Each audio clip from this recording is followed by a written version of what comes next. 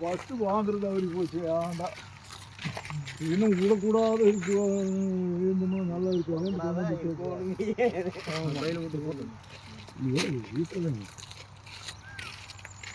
நான் சீலில் போகணும் அடி வச்சு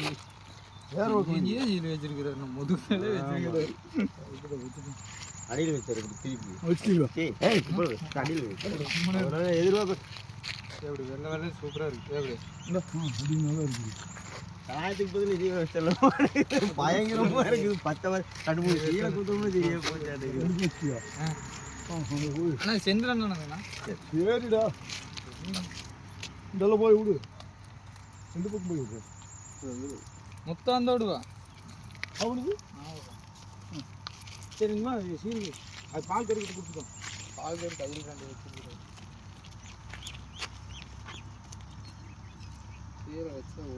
ஒரே நிமிஷம் தானே இருக்குது அதுக்கு தான்